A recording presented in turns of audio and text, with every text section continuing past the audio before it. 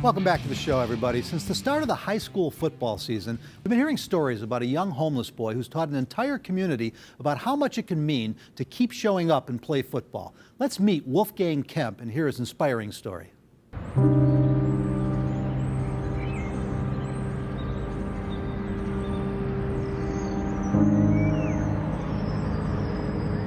We were sleeping on couches for more or less with a family, and then they couldn't support us.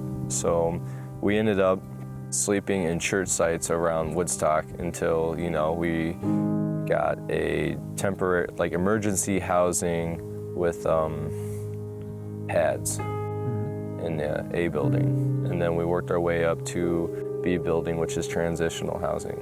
Many students and many staff members didn't know exactly what Wolfgang was going through because he carries himself in such a positive, proud way. Many came up to me afterwards and they said, "Wolfgang's homeless?" I think one of the things that we've heard the most is that 5.5-mile walk from pads to here and back, particularly during the summer and during the heat.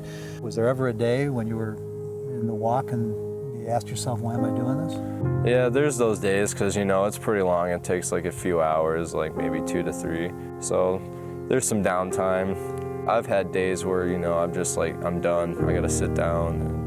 And then again, there's those days where I just I got to get home. I got to eat food and I got to go to sleep. I got to, make it to the next day and so on and so forth. Everything you do in the off season is voluntary, that we can't make the kids do things, but how many kids can have any reasonable excuses when you have a young man who's walking 5.5 miles one way to camp, unbeknownst to us for a long time, things like that. It doesn't give the kids a lot of excuses. Are there other students without permanent homes in the school? Yes, there are. And so Wolfgang's story, I would hope, has shined a light on the needs of all those students. Absolutely. And I think there's been not just donations, not just for Wolfgang, but there's been people have had that same thought process that you had. Well, if this is happening with Wolfgang, how many other students are in this same sense? And when people get those numbers, I think it shocks them as well.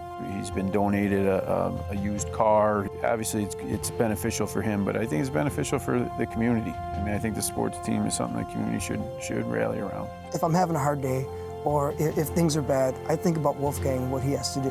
And I stop feeling sorry for myself and I push on. And I know that's come from some of his fellow classmates, and that's come from his fellow teammates as well. And so I think that they've rallied around that in their own lives, not just in what he's going through. I've had some days when I was living at pads, things will never change, but now things are changing in front of my eyes. So, my goal is to be successful in whatever I do in the future, and that's what I set my heart to. As a coach, you get caught up in winning and losing like anybody else, and like your fans, like your players. But it's just a reminder that sometimes it's important to know where kids are coming from. He's making these sacrifices to be a part of a greater good, not for himself, and he doesn't ask for anything. He doesn't ask for any pity or anything like that. He does it because that's what he's going to do, and I applaud that. You just keep going forward. You can't really look back and and the things that you've done, and things that you've been through. The only thing that you can do is just move forward and continue to, set new goals and achieve new things and just continue to work hard. Wolfgang, we really appreciate you taking time out for us. We hope that this has been a really great experience for you and it has been big things. Thank you. I appreciate that you give me the time of day. All right, well, thank you for coming on. No problem.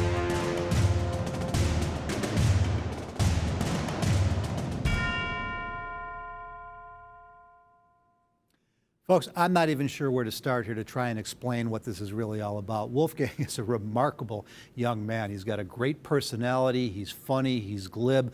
He helped us make the piece, came up with suggestions, and kept talking about his schoolmates, his teammates, and how that's the important part of the experience to him. Something else that popped out of here, when you've only got 4 minutes, you can only tell so much of a story, but people tend to wonder, well, how do you get homeless? They might want to point a finger here and there. They might want to say, well, somebody let him down. We had hoped to interview his dad, Wilbur, but he works such long hours and was so busy we weren't able to find the time in order to get this on the air. But he is a department manager at Walmart. It's not as if his parents disappeared on him or let him down. Unfortunately, a tough family situation. They came apart, they lost the house, but they're working hard to rebuild their lives, and this kid is just unbelievably impressive. Remember, you can check out Chicago football now every Saturday morning at 10:30 on WCIU, the U, and My Michiana in South Bend, and again at 2:30 on the U2.